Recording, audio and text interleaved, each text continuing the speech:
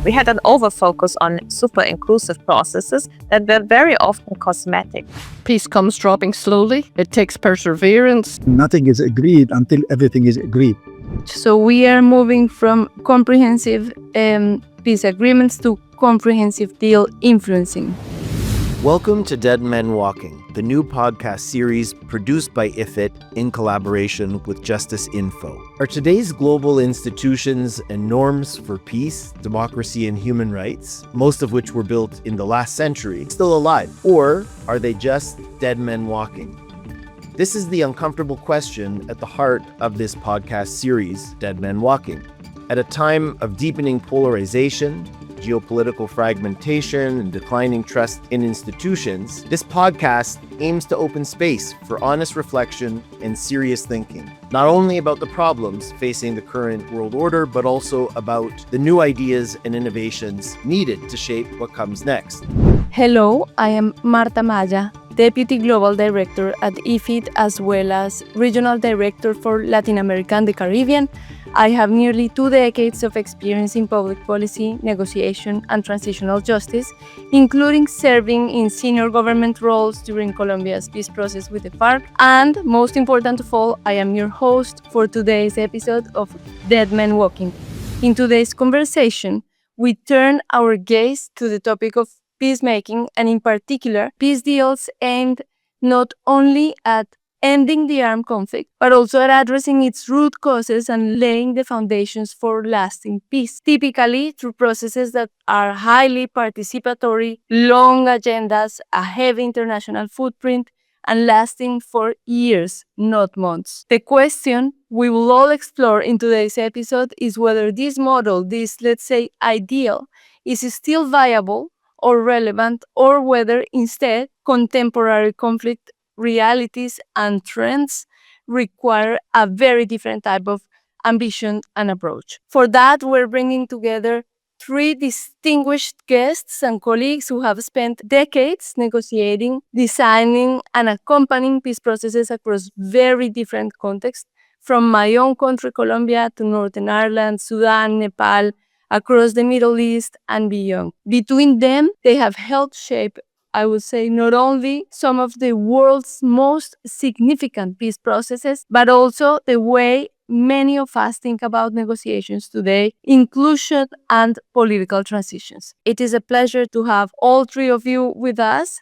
Let me begin with Professor Monica McWilliams. Monica is one of the architects of the Good Friday Agreement, having served as lead negotiator for the Northern Ireland's Women's Coalition during the multi-party peace talks. Since then, she has continued to shape peace building, human rights, and political reform in Northern Ireland and internationally, while remaining deeply engaged in peace processes around the world. She is also a member of IFIT's Expert Advisory Group for the Peace Treaty Initiative, which is IFIT's 10-year effort to establish a 21st century peace and security treaty to promote, support, facilitate, localize, and expedite negotiation and mediation as a preferred means for the prevention and resolution of actual and potential internal armed conflicts. Monica, welcome, and thank you so much for joining us today. Our second guest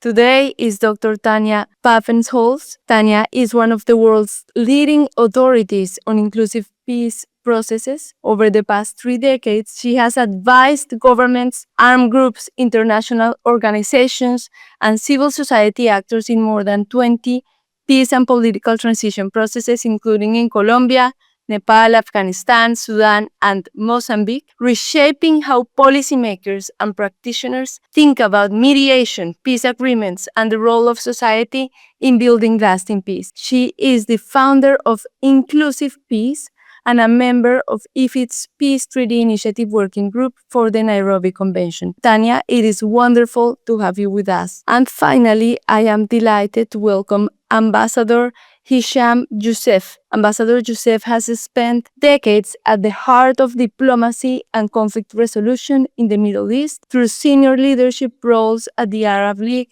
and the Organization of Islamic Cooperation, and now as senior advisor at the European Institute for Peace. He has been closely involved in some of the region's most conflict, political, and diplomatic challenges. He is also a member of IFIT's Expert Advisory Group for the Peace Treaty Initiative. Ambassador Youssef, thank you very much for joining us today. So let's get started in these conversations. We want to speak about this idea, this ideal of comprehensive peace agreements, which, as mentioned, are peace deals aimed not only at ending armed conflict, but also at addressing its root causes and laying the foundations for lasting peace. More ambitious idea of peace agreements. So we wanted to start by asking ourselves and setting a first question where we wanted to review whether this model is, and this ideal is today, what could be considered a dead man walking, and what does the evidence tell us, knowing that your experience comes from different comprehensive peace agreements and that you have contributed at different ways and at different levels for them to actually be successful. Perhaps we can start with you, Monica. You can help us think through this ideal of comprehensive peace agreements today. I'm very interested in the idea that a comprehensive peace agreement will include the root causes, or at least an agreement on the root causes. Our peace agreement in Northern Ireland, known as the Belfast or Good Friday Agreement, did not address the root causes. It addressed how we might resolve our differences in terms of what caused 30 years of conflict. But we realized that the narratives at the table about the conflicts were conflicting, and that we would be there today, 28 years later, if we were to try and resolve an agreement amongst us on what caused the conflict. So instead, we focused on what a comprehensive agreement for the parties around the table, and we were multiple parties. The people who signed the agreement were 8 parties and 2 governments. So it was really important that we came to whose interests we were trying to address, as opposed to the narratives of the causes of the conflict. I remember once President Mandela saying, when we went during our negotiations to South Africa, and he said, "If you cannot agree on your problem, I cannot understand how you're going to agree on the solution." And it struck me that we couldn't agree on our problem. There were many problems. And I do think our agreement was comprehensive, more comprehensive than those that went before, because I studied quite a lot of other agreements to see what we could take, adapt, amend. And there were very few that we could borrow from. There was the Guatemala Peace Agreement, there was the South African Agreement, and we did borrow some ideas, and that was important, particularly the sufficiency of consensus on how to arrive at making decisions rather than having a majority vote-making mechanism. And we as the Women's Coalition actually amended that so that we would have ownership around the table, not just the 2 big tribes deciding between them on consensus, but that they had to work with the other parties. So I think process in this context is as important as substance. And our process was very inclusive, and we tried to maintain that the whole way through and give ownership to the parties in allowing the parties to speak about what they wanted to see in the peace agreement, which made it more comprehensive. And we were the civil society party at the table, and very rarely is that the case, that civil society gets to the table. It's usually the armed combatants or the constitutional parties who make an agreement. So for all of those reasons, I think we struggled and succeeded in making that agreement as comprehensive as possible. And I say that, and I can speak about it later, in terms of what did you address that made it more comprehensive than what went before. And in many ways, it was both how did you get to the table, what value added did the parties bring to the table in terms of their interests, and what in the end did you succeed in terms of broadening the agenda and succeed in making sure that people in the country afterwards could see themselves in that peace agreement, because we knew the peace agreement was going to the people and they would have to vote on it. And if they did not see themselves in that peace agreement, it would be very difficult for them to say yes to peace. So that would be my background in terms of seeing it as a comprehensive peace agreement. Thank you so much for that, Monica, and thank you for the provocation you in a certain way are bringing into this conversation, because you are framing the idea of comprehensive a little bit differently from how I started with this question. And I think it's going to allow us to approach it from a different way, whether comprehension, which I was framing it as addressing the root causes, or not just the end of an armed conflict, but laying the foundation for something else. And you are talking more about inclusion, more about the value added, more about the expectations, the agenda.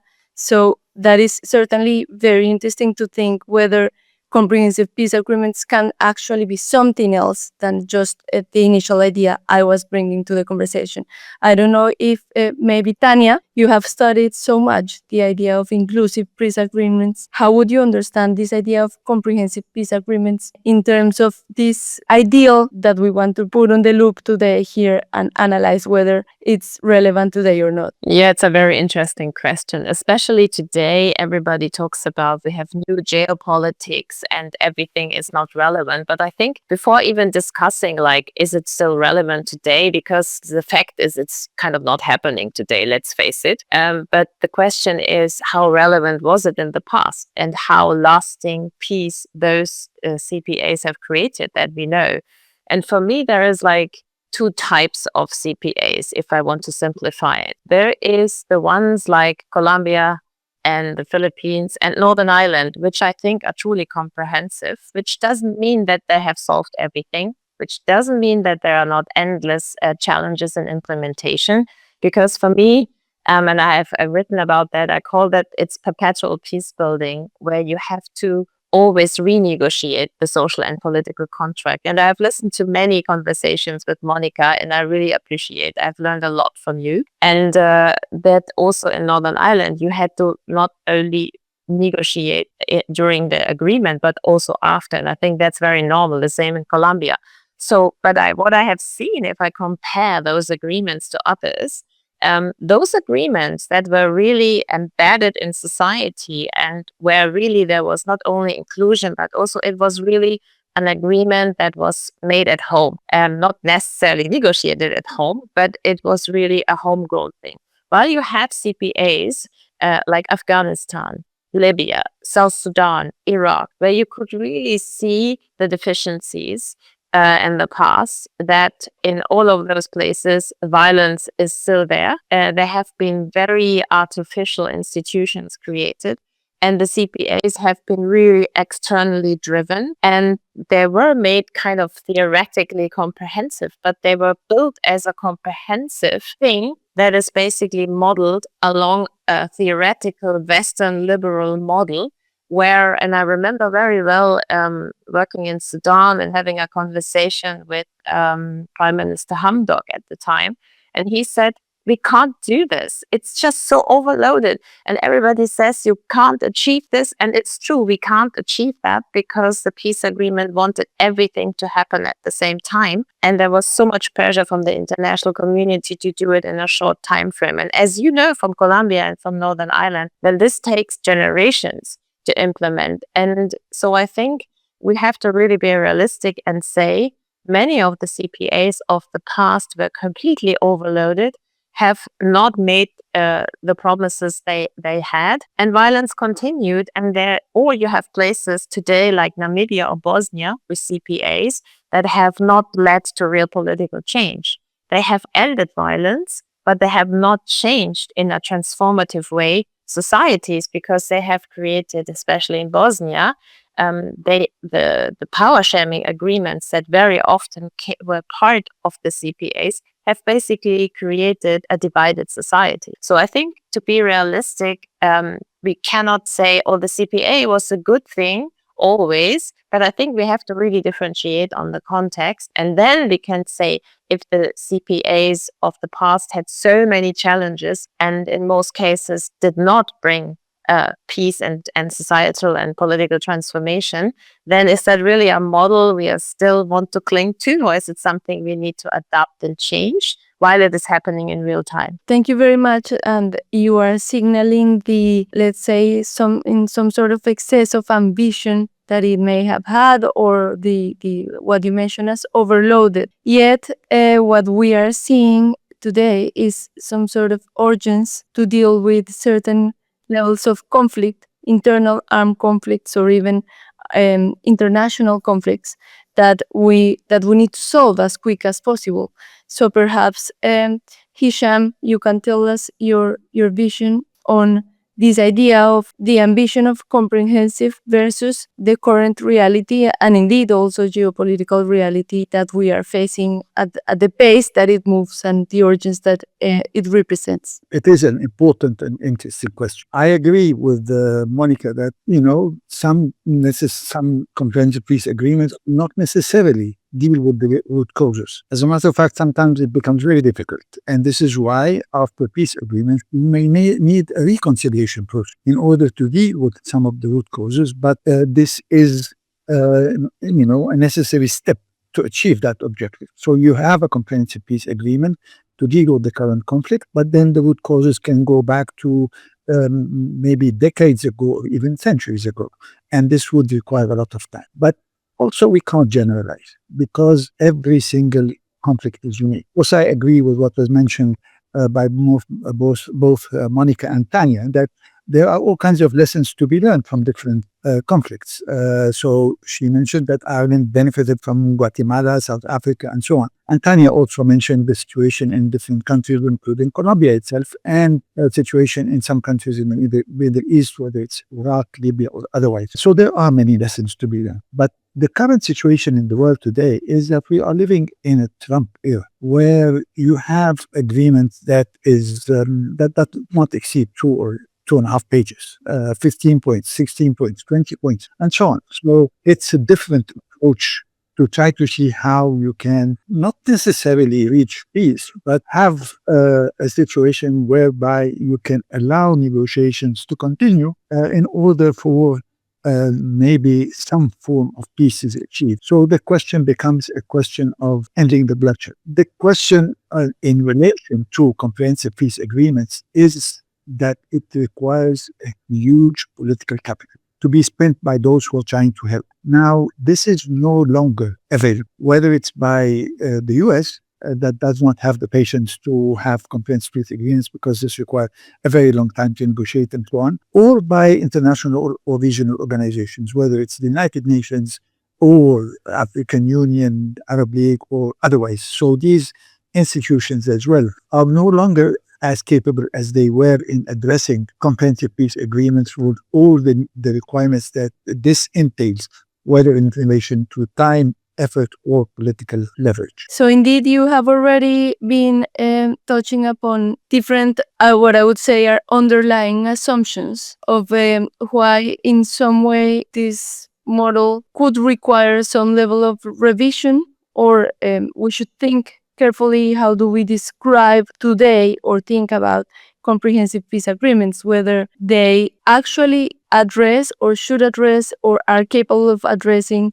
root causes, whether there is enough political capital, as Hesham was mentioning, and I would say enough legitimacy or enough contested narratives to think whether there's a space for comprehensive peace agreements today, or if there is international support. But would you say, and I will like to address this to you, Hesham, and then go back so that we move on that order, but would you say that to what degree the problem that we are seeing, or the way in which we are seeing a transformation in this comprehensive peace agreements idea, is more endogenous? Is this a model that is not designed today for this era, or is it more exogenous? It is a problem that comes from different conditions as the ones that you were describing. Well, I think that you are trying to impose some form of generalization that would cover comprehensive peace agreement. But this is not the case. You can't have generalization to say that, that this, whether this is endogenous or outside condition. Well, it will differ from one conflict to another. So every conflict will have its own peculiarities in relation to how it should be addressed.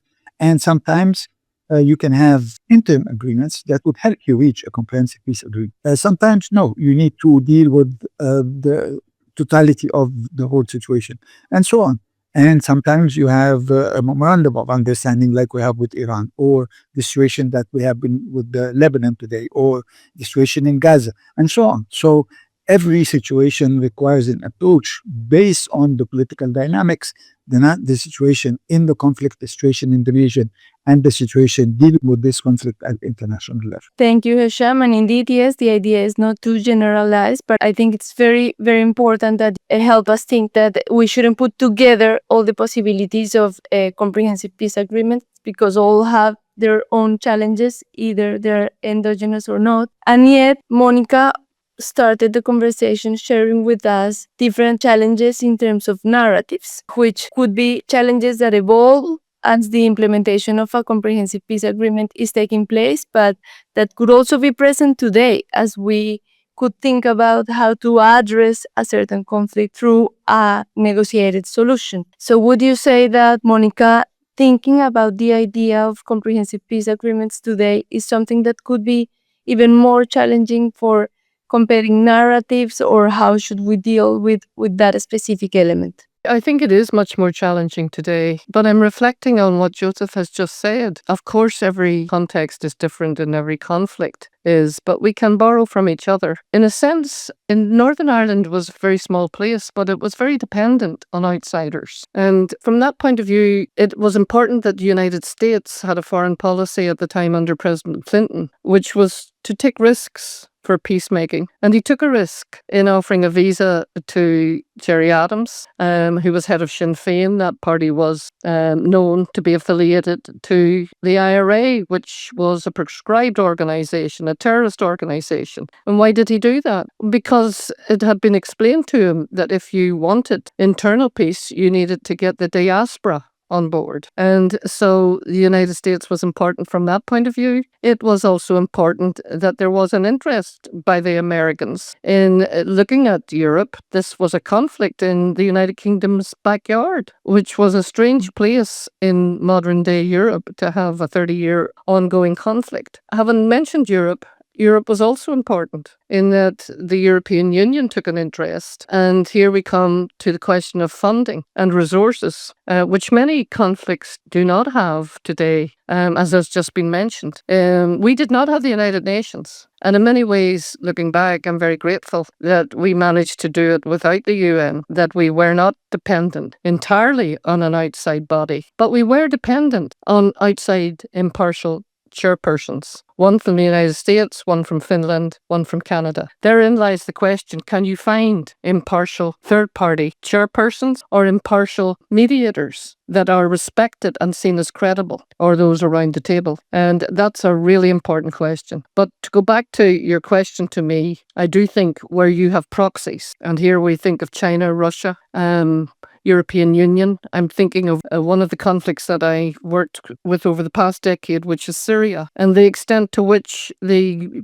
grassroots peace builders and civil society were locked out of negotiations, because most of the negotiations were at such a level, and mostly outside the country, that they couldn't get engaged in them, and were very reliant on what did Iran think, what did Russia think, what did the Americans and the European Union think on either side. So if you're talking about grassroots getting involved, and you talk about all kinds of tracks, track 1, 2, and 3, and even Interpeace would refer to it 3 + 2 + 1 = 6. If you're going to get all that involvement inside the country, today I think you have to add the proxies. And of course, Marta, the other thing you have to add is the influence of bad actors and the influence of social media and who runs it and who is dictating the messages and the information. And so looking back at those comprehensive peace agreements that you referred to, such as the Philippines, Colombia, Northern Ireland, we did not have to confront those as influencing ours, as spoilers to the extent to which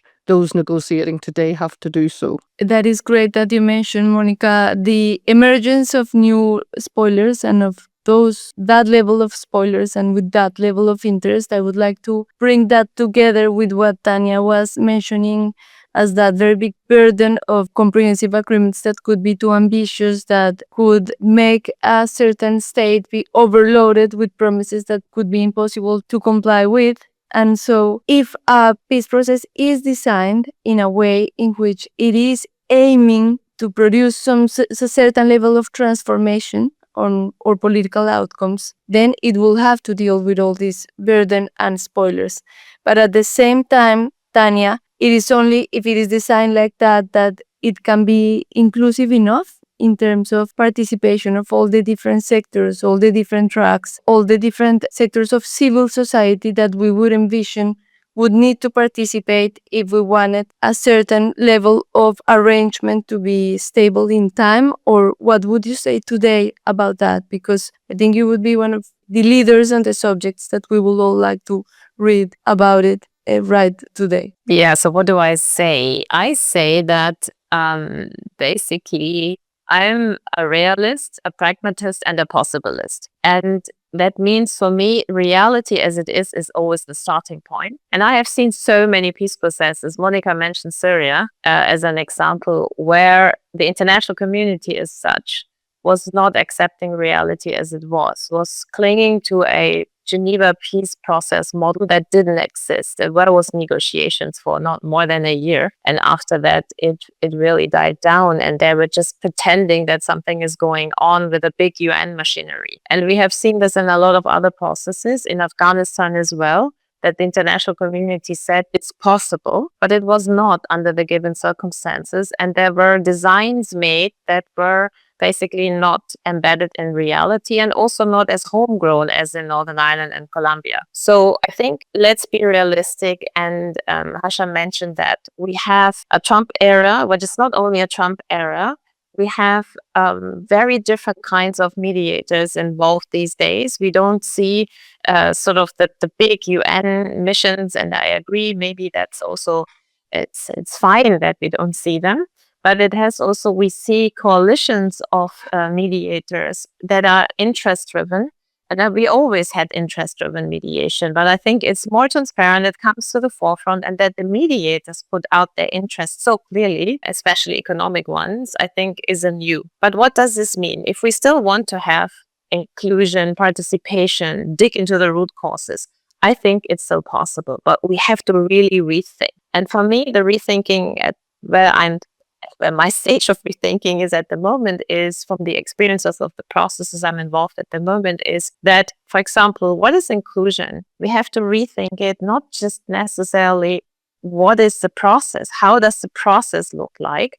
Then over-focus on super inclusive processes that were very often cosmetic. Not in Northern Ireland, there it was real, but in many other processes, I would call it rather cosmetic. When you had some civil society and women in some extra rooms that would whisper in the ear of the mediator who had run a process that doesn't really exist. So the point is, how can we make this still happen under circumstances where we have a willingness of those involved in power to only end violence and not go further. Stop re-engineering societies, just end violence and then take it from there. So we have to see everything as a possibility. What is the possibility? On inclusion, for example, it's maybe forgetting about immediate process inclusion, but thinking about inclusive outcomes.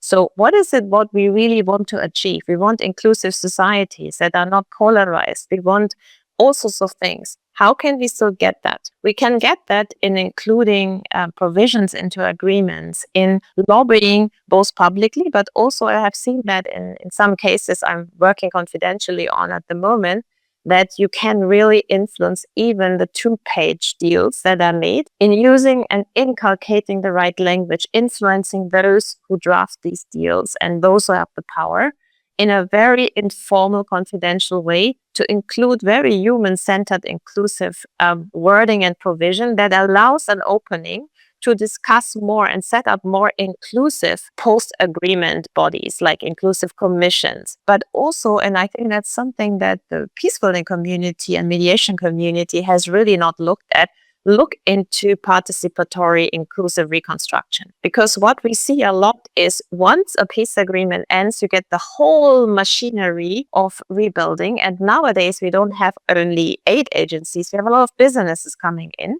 and they just do their thing and they're not involving the people. But there are basically citizens' assembly. Yeah, there are inclusive commissions. There are bodies that can make reconstruction and post-conflict peace deals more inclusive, involving people at that stage. But you need the provisions in the agreement. And this is, I think, what we should aim for. We should look at those 2 pages and not say, okay, they are not solving anything, but seeing them as a starting point of an incremental process that can bring, maybe in a more natural way, all those complexity that the comprehensive peace agreements had, but in a more incremental way and in a more sort of subtle way. But there still need to be pushed for setting up post-conflict, not institutions, commissions and bodies that will be inclusive. And I think that's easier to negotiate because you will not get, let's say, take the Iran negotiations. You will not get civil society or women included. Don't even try, but try that the deal has provisions that allow negotiations, renegotiations to happen that are more inclusive afterwards. Thank you very much. That is a way in which we can think about how to redefine inclusion in an idea of peace agreements that could apply more for the challenges and the possibilities of today. Hesham, perhaps taking this idea that Thania is offering of being realistic or realist, positive and pragmatic, was it? And possibilist. What could we do in that sense today with the role of international community, of diplomacy, and in terms of framing how peace agreements could be today? Well, one of the big challenges facing agreements, and there are some elements that are positive and some elements that are problematic. So when you deal with a comprehensive peace agreement, the advantage is that you have numerous issues and you can have some form of balance between and trade-offs between the parties. And this helps because of the number of issues. But then at the same time, comprehensive peace agreements to a great extent tends to arrive at a conclusion that it is either, you take it or you leave it at the end of the day. So, and there is always the slogan, nothing is agreed until everything is agreed. And this is usually the situation with comprehensive peace agreement. But as Thania said, when you have something incremental and you take step by step, then this can be helpful. But it can also be detrimental. So we're seeing today the impact of the different interpretations between the United States and Iran on a paragraph in the Memorandum of Understanding, leading to the return of military confrontation. So also there is a problem in having to deal sometimes with things in a manner that is ambiguous to an extent that may lead the situation to unravel very quickly. I also want to refer to something important that was mentioned by Monica regarding risk-taking. She gave an example with Ireland. She mentioned Syria, where also the United States decided to take risks. So as a result of how things evolved in Syria, the president who was before that designated in a terrorist list. So this is also a risk that a number of countries were willing to undertake, whether from the region or from the rest of the world, in order to see whether this would be possible or not. I think that this is important, the ability to take risks, because these processes fail offer more than they succeed. So this is important when countries are willing to take risks in order to advance the purpose of peace. And I think what Thania mentioned regarding inclusive, I think it's very important, because sometimes you cannot get everybody on the table, but you can make sure that the outcome is accepted by everybody. Colombia tried it once and it didn't work, but then when they tried again, they were able to achieve a referendum that led through to adoption of the peace agreement. Thank you very much, Hesham. What we have observed at IFIT in the different work we do in many countries, including Latin America, is also that the challenges in terms of the way in which armed actors and security and illicit economies operate have changed a lot. And we are talking about more fragmented groups. We are talking about groups which work at a transnational level, and that in certain cases operate in countries where comprehensive peace agreements are still being implemented, such as it is the case of Colombia. So we wonder, first, how do you deal with the lasting part that hasn't been implemented yet of a comprehensive peace agreement, and that lacks legitimacy and that is under threat also by security conditions. But also you wonder how to approach new possible deals or mediation or negotiation with groups. That is the case of Latin America, but also of other countries in the world. When you have an urgency, when you have to produce urgent solutions to violence, also because otherwise the governments are going to come with this idea of iron fist, more authoritarian solutions. So you are running against the clock in some sort of way. At IFIT, we have tried to develop even further the idea of partial agreements, even further the possibility of having fast-track negotiations. But what would you say, Monica, that is the situation today for those approaches that initially aim to be more comprehensive, when what we have is a situation that is demanding more urgent responses? I have some familiarity with Colombia because I've been going there since 1998, backwards and forwards, and talking to the groups that you yourself are involved with. And Northern Ireland is different, but we had similar problems in that some of those armed groups who were excluded, and that was a mistake in our agreement, in that the Women's Coalition argued for the same system, the electoral system, that brought the groups to the table to remain afterwards. But what you find post-conflict is a nostalgia by the pre-existing political parties to go back to the status quo. And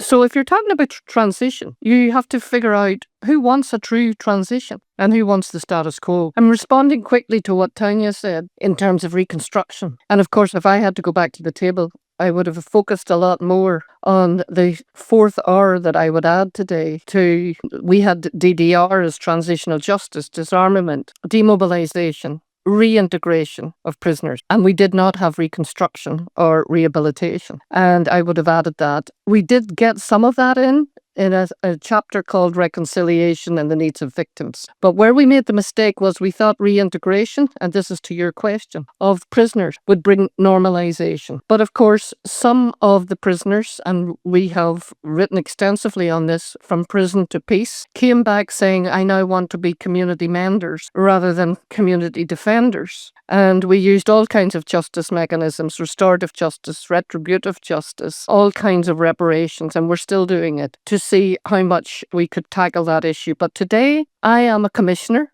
have been for the last 10 years, on the Commission to End Paramilitary Groups. You might ask, 28 years after a peace agreement, why are you still doing this job? It's part of the unfinished business. It's partly because we didn't tackle it right the same way as Colombia. It's partly because those parties who got into government suddenly saw that governance arrangements were more important than what Thania has just talked about, which was participatory, inclusive reconstruction. And that was missing in Colombia, and it was missing in Northern Ireland. And some of those groups who initially had taken to violence, many of them stood down the weapons, many of them transitioned, put weapons beyond use, which is an interesting term that is being used now in the Gaza situation and was adopted from the Northern Ireland situation. Rather than seeing these combatants as surrendering, was to put arms beyond use. But did we actually think about the mindset of deconstructing the mindsets that had led to the use of violence? And that's where the whole idea of transition and transformation comes in. And so we have the same problem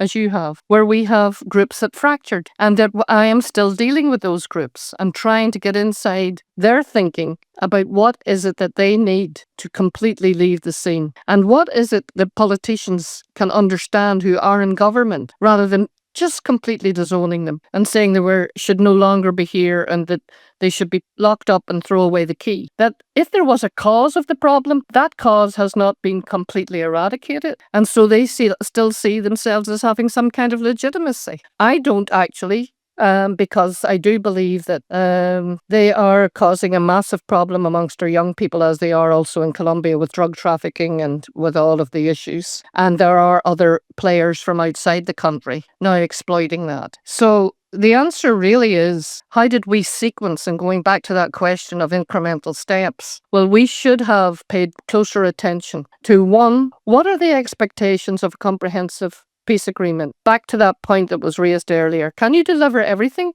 immediately? No, of course you can't. So how do you sequence it? You set up commissions, they take different pieces of the work, and indeed we had a civic forum It was in our peace agreement. It was one of the first institutions that the parties and government stood down as surplus to requirements. That's what those parties who regain power, go back to the status quo, and don't really understand the word participatory reconstruction. And so what I'm really saying here is you need those who were party to the agreement to stay in place and not to spell them off to different corners once the governance arrangements are put in place. But you also need to pay strong attention to what is inclusive reconstruction, and that may take time.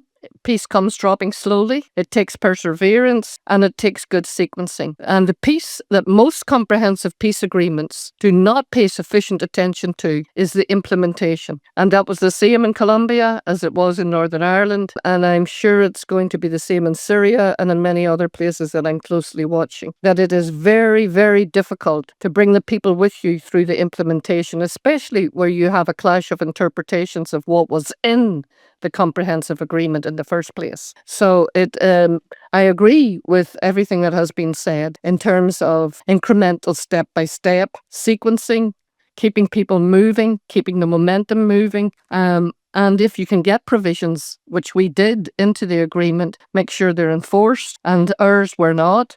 And most importantly, if they aren't today, what other mechanisms that you have just heard and what other proposals can you find ways to get into memorandums of understanding or into these peace boards or whatever that have been established to see us over the interim period? Thank you so much, Monica. I think that you have given us some hints of those assumptions that we could revise, that we can add to what all of you have been saying here today, that we can add to the initial idea of the comprehensive agreements to bring them to today's reality. So I would like to go through Hesham and then through Thania, just to finish our conversation of today. But so, Hesham, I would like to bring in what Monica was giving us as those hints, but also going back to the idea of being possibilistic or possibilist, as you were saying, Thania. If we go back to the idea of negotiations' primary goal, if this is true, being it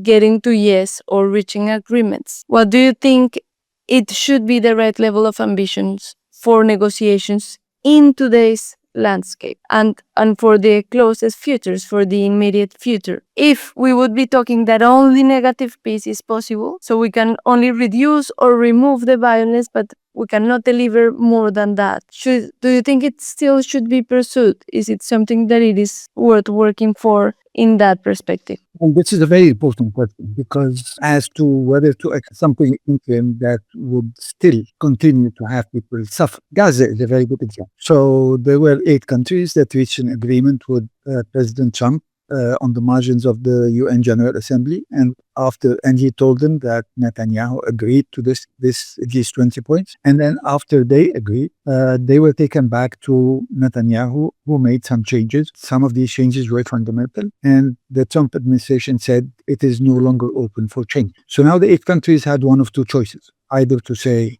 well, no, this is not what we agreed on, or to say, well, this is not what we agreed on, but we will accept it because there is a higher priority, and the higher priority is to stop the bloodshed.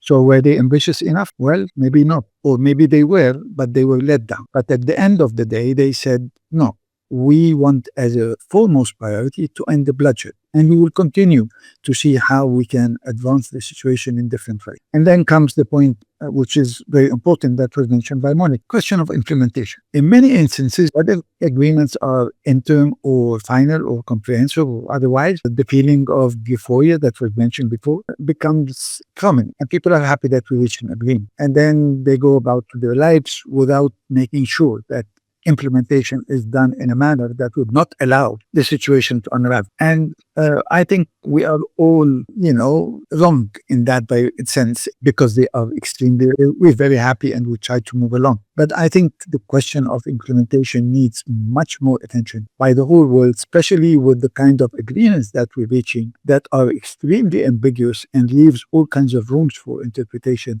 resulting in renewed challenges and renewed conflicts and maybe military confrontations.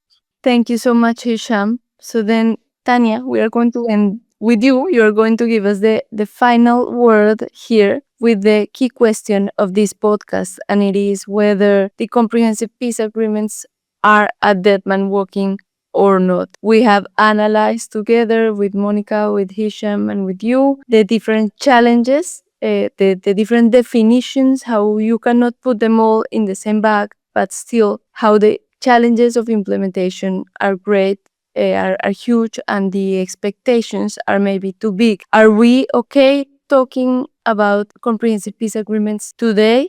Is it a dead man walking? Should we rethink the way in which we frame it? You've given some hints, as I was mentioning, but what is the status of the idea or the ideal of comprehensive peace agreements? What's your final decision? So, I mean, what I see is the reality is there are no comprehensive agreements, okay?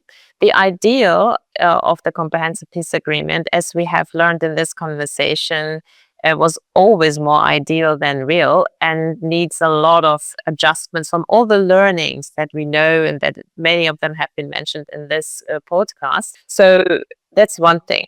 The other thing is, I think the reality is the starting point, as I said before. And what we know from past experiences is that you need permanent support of the elites involved, including the parties themselves, and you need also public support in the long run. So that means if that's the reality and that's a fact, what does this mean today? Today, it means the parties are one part of the parcel, but all the outside actors that are influential and have key interests, like the United States, like Arab countries in the Arab region, like many other actors, Russia, China, you name it, they all play a role. And that means who are those influential actors that need to be accommodated are way more than maybe in the past.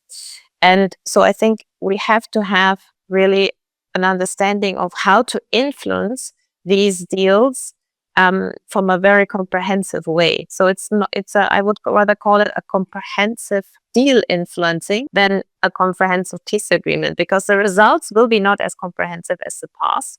But what we can still do is to think about the vision for the future. And what I really feel in today's world, yes, many mediators are having lower ambitions of ending violence, but let's face it, if violence ends, it's a big step already in many contexts. That's one thing. The other thing is, where is the vision? And I think the vision for what society, what politics, what country people want can only come from people. And this can be part of a formal process, like Monica mentioned, with commissions, with setups that are set up to be more participatory and have institutions. If that's not the case, or it's weak, civil society can still do it. They can just do it. They can tough processes of discussing visions and coming to terms. Also, like, what are we talking about? What's the problem? What are the problems we want to solve? What can we realistically do? So these conversations can take place, but what I sense very often, what I see in today's world, is there's a lack of sort of visions for the future, because everybody's caught in the present and not thinking ahead what is really needed in order to not run into this again, solve this, address this, and being realistically in these small steps that get there.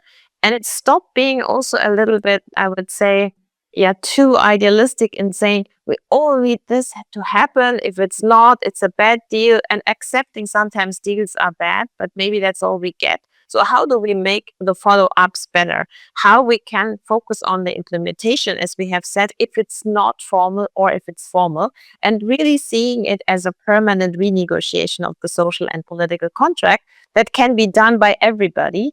And that is a societal task. And I think this is what we need to focus, and not only what the formal processes do. Thank you so much. So we are moving from comprehensive peace agreements to comprehensive deal influencing. I think I am personally ending this conversation with more hopes than the one I had just before, and a lot of ideas. Thank you so much for that. Special thanks to Monica, Thania, and Hisham for this extraordinary discussion, and to our listeners, Thank you for joining. If you found this conversation valuable, please subscribe, share, and join us for the next episode of Dead Men Walking, where we will discuss the uncertain future of other 20th century global institutions and norms for peace, democracy, and human rights, none of which has easy answers. Dead Men Walking.